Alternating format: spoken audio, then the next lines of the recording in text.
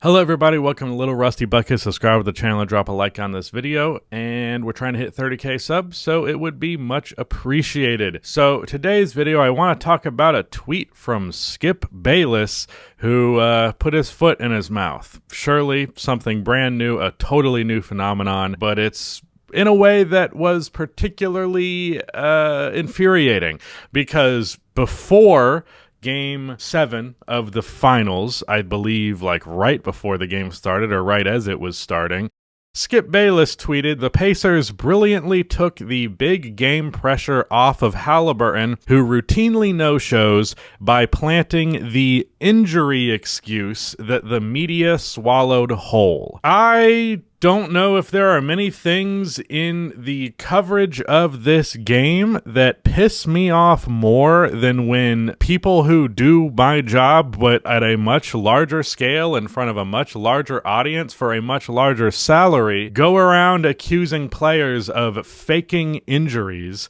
or bullshitting in some capacity the severity of their injuries as a manner in which to make an excuse for their play, as is clearly evident by the fact that Halliburton tore his Achilles within a few minutes of playing in that Game 7. Obviously, there was some correlation there between his calf. In fact, the doctors on Twitter, the people who know that type of stuff, I'm not going to RFK this shit or Joe Rogan this shit and just tell you I assume that this is the case. No, there were multiple people saying that a calf strain can be directly correlated to tearing an Achilles. That happened right after this, so fuck you and your injury excuse BS.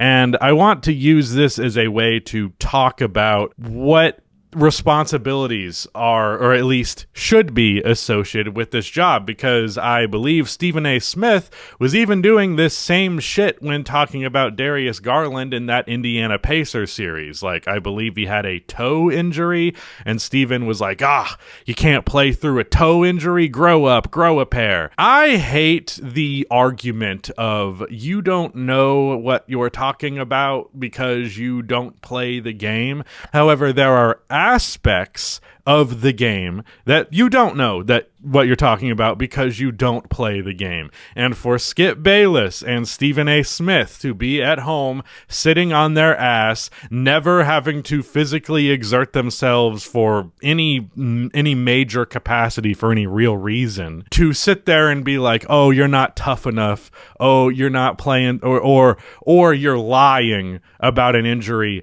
as an excuse. NBA players are not lying about their injuries. I think that is a very childish thing to do, and it's also a very childish thing to accuse someone of. And as someone who has not played organized basketball and certainly not done it at a professional level, I don't know what it's like to play through an injury. I don't know what it's like to deal with the consequences of that and how it affects your play. So, because of that, it's better to play it safe and not assume such ridiculous things, and it's better to have sympathy for those players because it's just a game.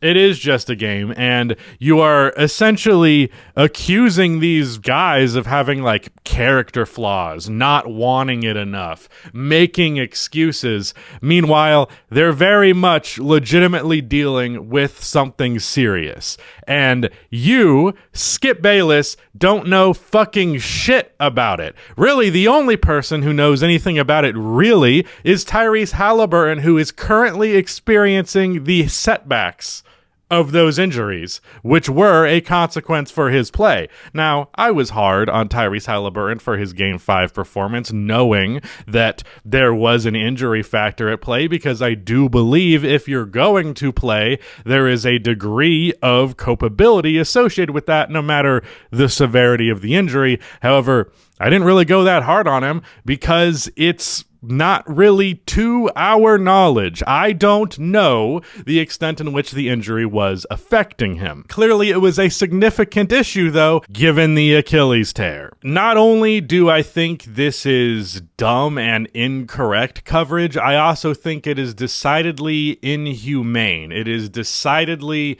treating these guys like they are puppets that need to play their part, and if they're not doing it, it's because they're bitch made or something like that. That's just not the case. It's an extremely silly and cruel way of viewing this game. It really bothers me when I get compared to these fucking people because I don't do stuff like this. Another big thing that has always bothered me in this space is the Ben Simmons thing when he was talking about mental health, when Paul George talked about mental health in the bubble, things of that nature. Guys like this, different fans as well, just want to go around and act like they know what that person's lived experience is. And it's ridiculous for 1,000 reasons. So if a player is dealing with a physical injury, you don't know, so shut the fuck up is my take on that.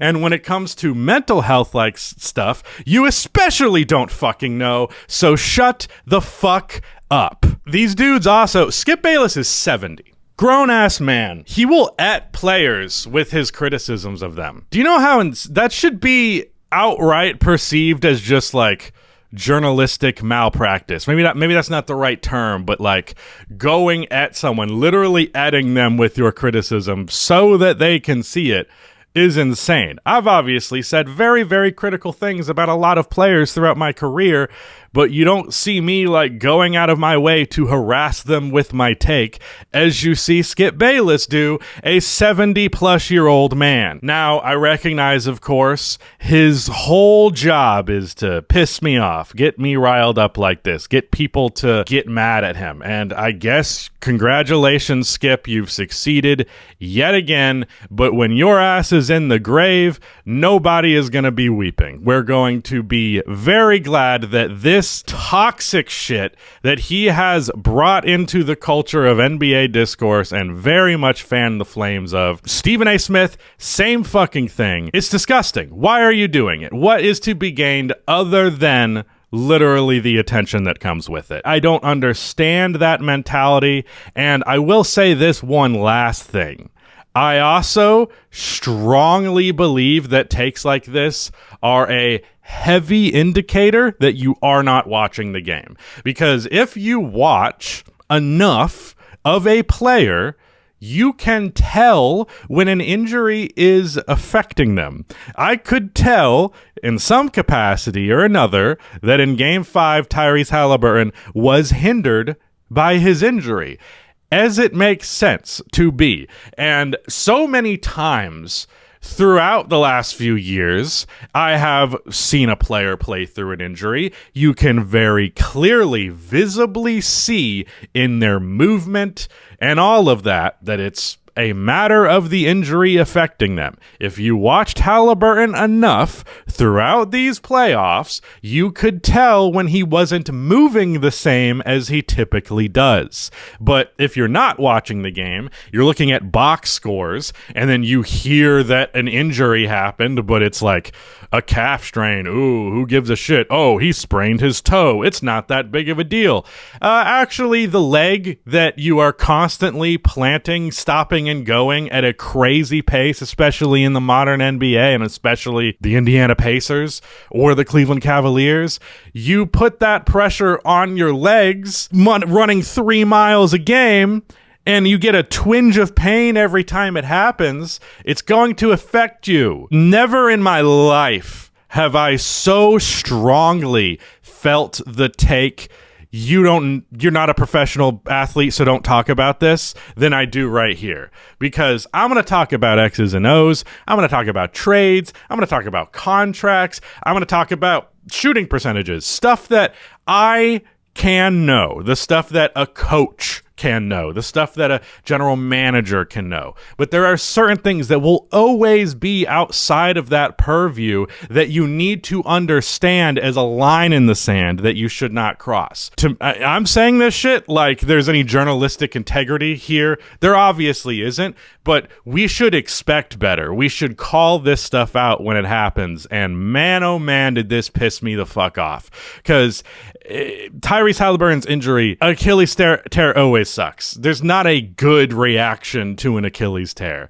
But having in Game 7, the look on his face, the pain of the injury and the pain of knowing he will not be there for his team to close out the most important game of his life and their lives. That was a lot. To see the way that so many people whose job is to talk about these athletes simultaneously dehumanize them sickens me. So fuck Skip Bayless. And fuck Stephen A. Smith at that. Video over.